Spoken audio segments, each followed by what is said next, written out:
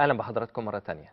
ديب سيك حصلت لخبطه ودربكه، والبورصه في الولايات المتحده الامريكيه تاثرت تاثرا كبيرا بمجرد ظهور ديب سيك. ايه حكايه ديب سيك وليه كان ليه التاثير الكبير السلبي على اسهم شركات التكنولوجيا في الولايات المتحده، وتحديدا الشركات العامله في مجال الذكاء الاصطناعي؟ ايه اللي قدمت او ايه اللي قدمته هذه الشركه الصينيه الناشئه واللي قدمت لنا ديب سيك مختلف عن اللي موجود على الساحه الان فيما يخص الذكاء الاصطناعي؟ ولا اي مدى ده بيمثل طفره حقيقيه، ولا هي مجرد حاجه بسيطه وتطور طبيعي لكن في قدر من المبالغه؟ ده اللي هنعرفه مع حضراتكم دلوقتي. معنا الحديث والحوار دكتور احمد مصلحي، دكتور الذكاء الاصطناعي وإدارة المشروعات. أهلا بحضرتك. اهلا وسهلا بحضرتك. اهلا وسهلا. إيه الفرقعة اللي عملتها أو اللي عملها ديب سيك، وإيه السبب في ردود الأفعال الكبيرة اللي حصلت والتأثيرات الكبيرة اللي حصلت كمان في البورصة الأمريكية وتحديدا على أسهم شركات التكنولوجيا؟ بمنتهى البساطه ظهر موديل اي موديل ارخص في تعليمه من الموديلز اللي شغاله في امريكا. يعني إيه أرخص في تعليمه؟ بمعنى مثلا موديل زي ميتا بتاع شركه فيسبوك. الموديل ده علشان يتدرب، يعني الاي يعني عشان نقدر يطلع جنريتيف اي نعرف نتعامل معاه ونعرف نقدر ناخد منه بيانات، لازم يتدرب على مجموعه من الداتا الكتير.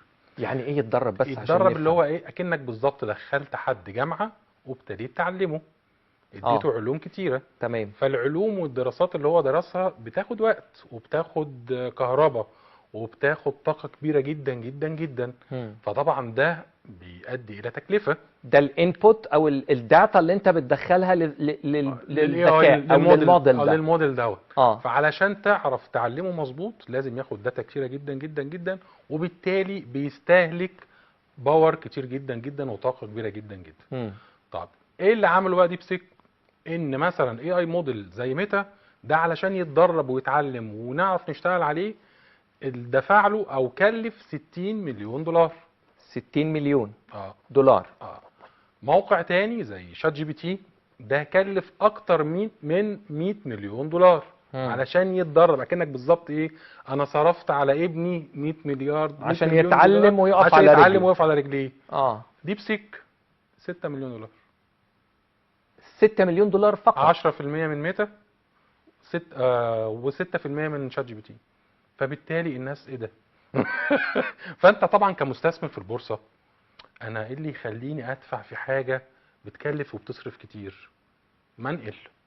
لذلك حصل موضوع الهبوط، لان طبعا البورصه بتبص ده هبوط بشكل غير طبيعي بسبب انت ظهرت لك حاجه ب 10% من اللي انت بتدفعه ووصلت ليه. يعني احنا لو شفنا كده مقارنه ما بين المودلز الكتيره اللي لسه ظاهره ما بقالهاش 10 ايام زي كوين من شركه علي بابا وزي ديب سيك، بيتقارن بشات جي بي تي وبيتقارن بميتا وبيتقارن بالموديلات الكبيره، هتلاقي الشارتس اللي طالعه قريبه جدا منها وما كان كمان معديها في بعض الحاجات. ما هو ده كان السؤال، هل الاداء او مقاييس ضبط الاداء وجوده الاداء احسن واحسن في بعض الاحيان واحسن.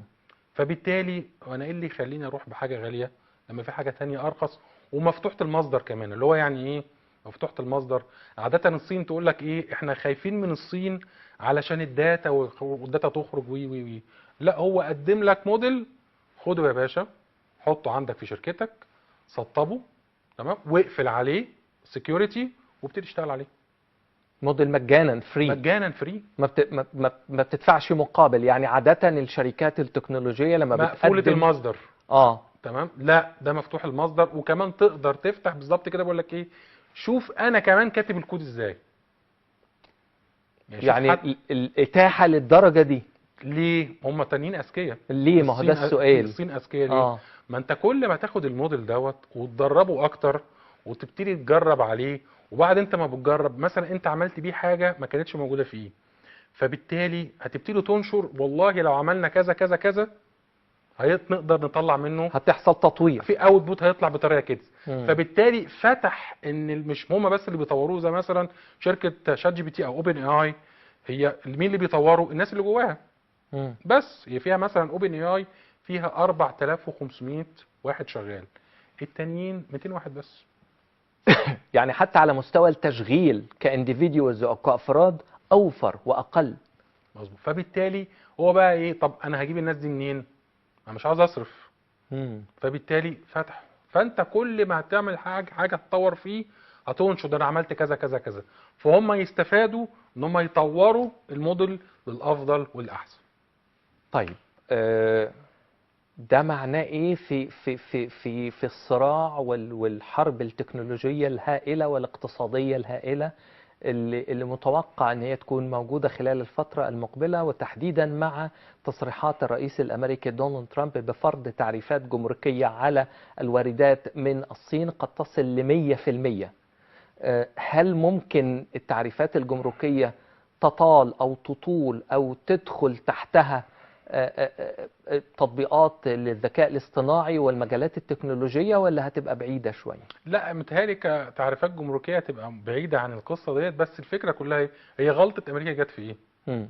ان هم قفلوا على الصين الشيبس اللي بتقدر تطور بيها او تحطها في الاجهزه اللي تقدر تعلم بيها الاي اي موديلز. يعني برضك عشان يكون الناس فاهمه واضحه، اي اي موديل عشان يتدرب ويتعلم محتاج ايه؟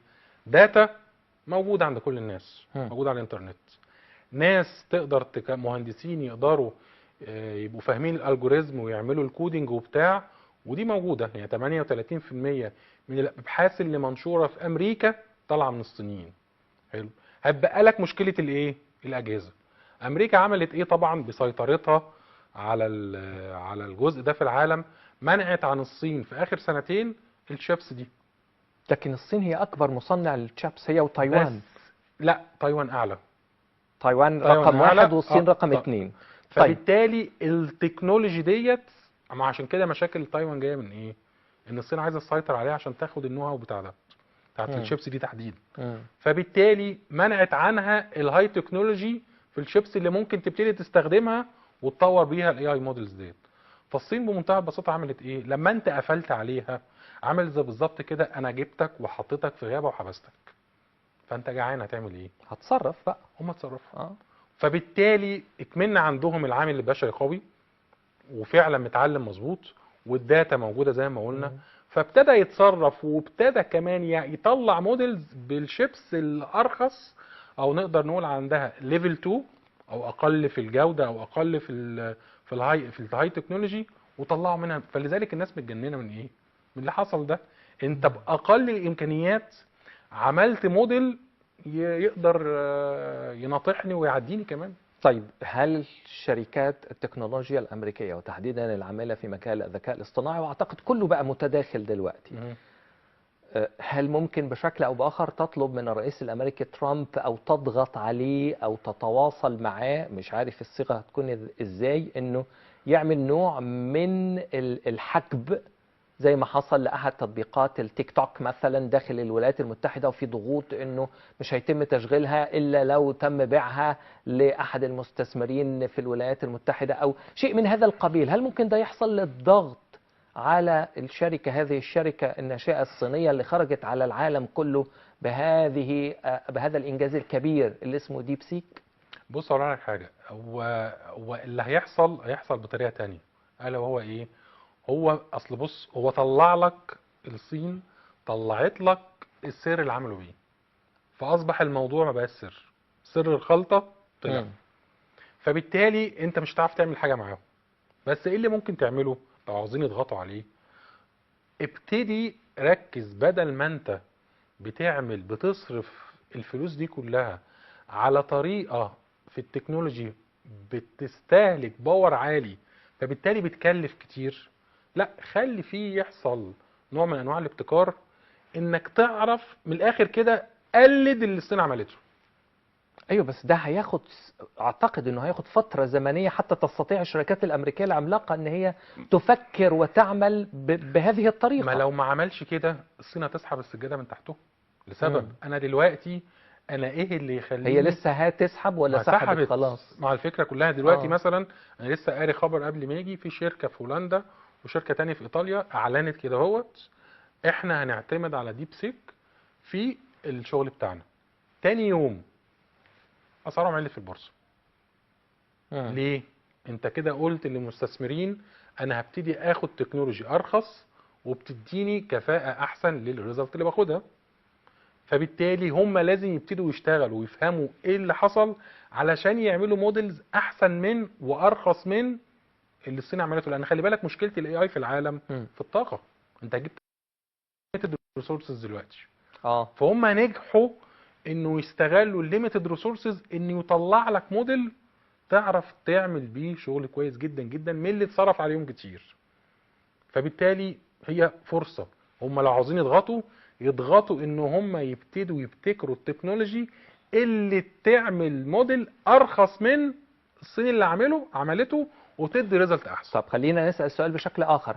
هل ظروف التشغيل والعمل داخل الولايات المتحدة تحديدا وهذه الشركات العملاقة العاملة في مجال ال AI technology هل تقدر ان هي مع مصاريف التشغيل المرتفعة كأجور وطاقة وخلافه ان هي تقدم هذا المنتج الرخيص الغير مكلف فيما يخص الطاقة ومفردات الإنتاج الأخرى اللي ينافس الصين؟ هل ده موجود؟ هل ده قابل للتطبيق على أرض الواقع؟ قابل لو عاوزين يتحركوا، انما لو مش قادرين هيموتوا. يعني دلوقتي مثلا كم واحد دلوقتي شغال على شات جي بي تي ونقل على ديب سيك؟ ما كمان شويه، ما اصل بص انت شغال، امريكا شغاله سوق حر بمعنى نعم. هي منافسه وي. طب انا الناس انسحبت من هنا راحت هنا، انت كشركه هتموت لما ما لحقتش تتحرك. وفي نفس الوقت هي المشكله مش في كده، هي المشكله كمان في ايه؟ هو صراع مين اللي هيليد العالم في الاي اي. ما لو الناس كلها ابتدت تروح للصين وابتدت تروح لديب سيك وابتدت تروح تشوف للمودلز اللي ارخص اللي هتوفر معاهم حاجات كتير، كمان شويه هيبقى الموديل الصيني هو الستاندرد. فبالتالي الناس هتفولو الستاندرد الصيني ما لم امريكا تتحرك وتبتدي تلحق تشتغل وتطلع موديلز اعلى وارخص من الصين اللي بتعمله. هو صراع مين اللي هيقدر يخش فيه ويخلص. هو ونخلي بالنا كمان من نقطه مهمه جدا، الايرا بتاعت الاي اي احنا لسه في اولها. يعني اعتبر مثلا ان احنا داخلين ماتش 90 دقيقه، احنا لسه في اول دقيقه.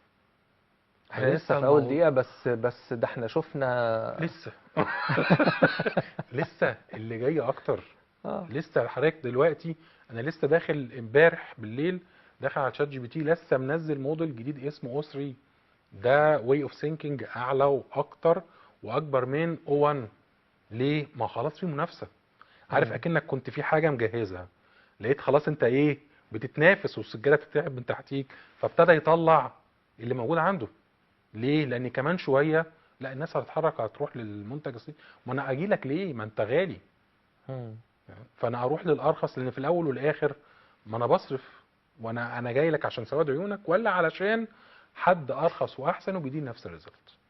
طيب دكتور احمد، يعني في هذا العالم المتسارع اللي ما فيش فيه مجال حتى انك تاخد نفسك، لانه بعد ما تيجي تاخد نفسك هتلاقي ان الدنيا اتغيرت وهتلاقي الحاجات اللي انت درستها السنة اللي فاتت او من شهرين ثلاثة طلع حاجة جديدة. مظبوط. احنا في المنطقة العربية او اي دارس بشكل عام للعلوم التكنولوجية والاتصالات والذكاء الاصطناعي، ازاي يقدر يكون مواكب لكل هذه التطورات المتسارعة والطفرات الهائلة في العلم ده؟ اقول لحضرتك حاجه، هي الفكره كلها نفوكس. يعني ايه؟ انا مثلا شغال في المجال الطبي، فلازم ابقى مركز في التولز والادوات اللي تخدم وتسيرف المجال الطبي بتاعي في مجال الاي اي.